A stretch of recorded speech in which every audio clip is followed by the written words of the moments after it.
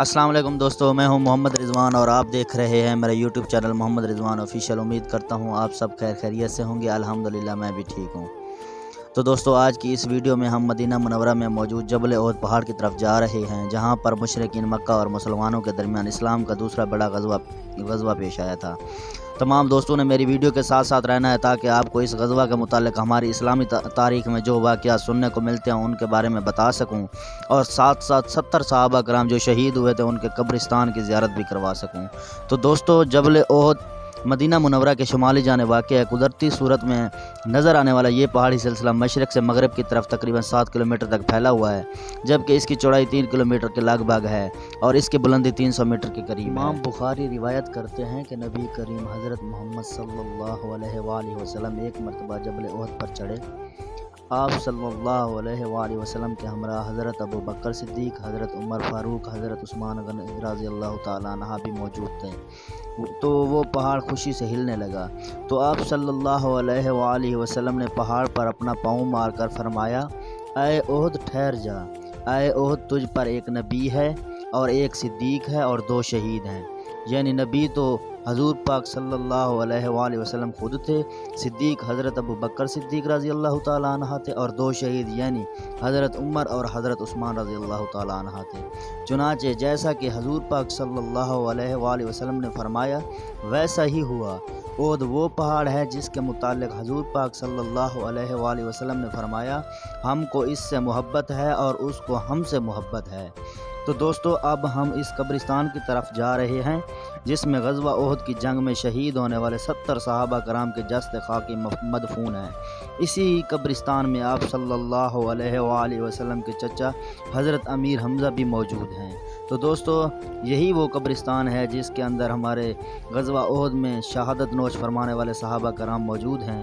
तमाम दोस्त इस कब्रिस्तान की ज़ियारत फरमा लें। आप सब ने मेरे साथ मिलकर सलाम पेश करना है।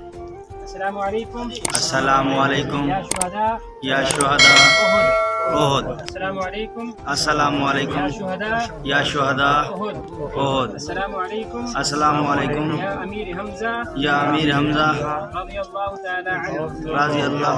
अस्सलामु अलैकुम। अस्सलामु अलैकुम या अब्दुल्लाह बिन जहश रज़ियल्लाहु तआला अन्हु। अस्सलामु अलैकुम। या अब्दुल्लाह बिन जुबैर रज़ियल्लाहु तआला अन्हु। अस्सलामु अलैकुम।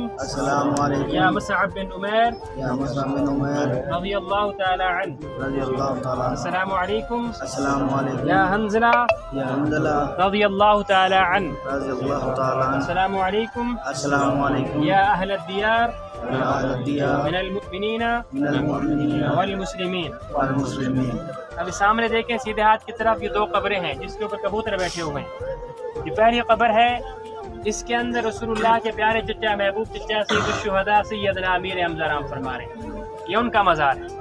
इसके पीछे एक और कब्र है, उसका गोल पत्थर है, उसके अंदर 2 सहाबी हैं, हज़रत मुसअब बिन उमैर, हज़रत अब्दुल्लाह बिन जहश रज़ियल्लाहु तआला।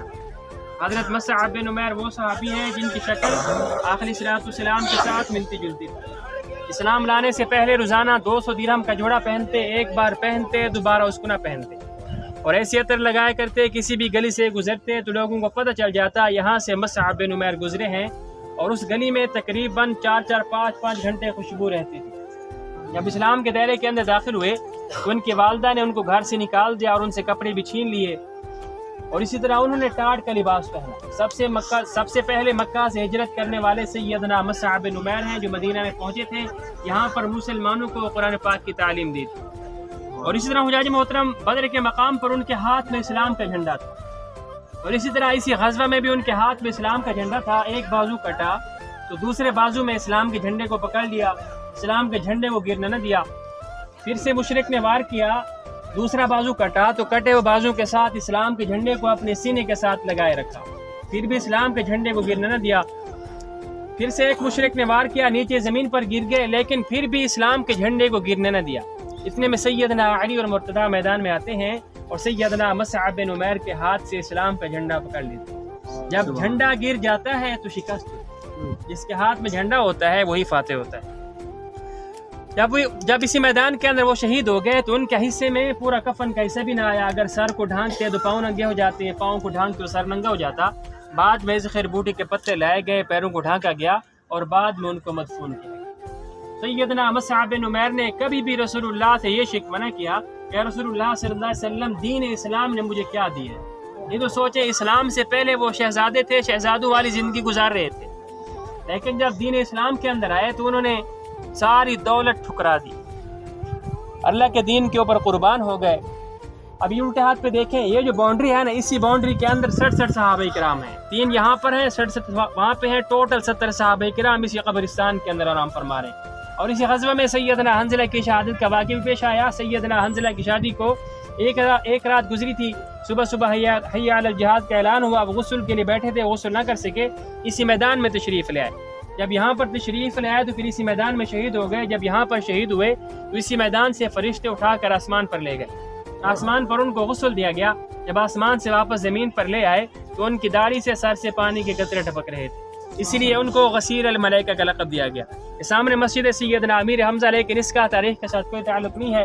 اسی کے سامنے، آپ کے سامنے یہ احد پہاڑ ہے، یہ سامنے والا بڑا، یہ 7.5 میل لمبا ہے، 3.5 میل چوڑا ہے۔ اگر اس کا فضا میں معائنہ کریں یا پھر لوکیشن پہ سرچ کریں تو پورا لفظ محمد صلی اللہ علیہ وسلم لکھا ہوا نظر آتا ہے۔ احد فی الجنہ، یہ کل قیامت والے دن جنت میں ہوگا، جنتی کو استقبال کرے گا سونے کا بن کر۔ احد پہاڑ کو رسول اللہ سے اب بھی محبت ہے، اور رسول اللہ صلی اللہ علیہ وسلم احد پہاڑ سے محبت فرمایا کرتے تھے۔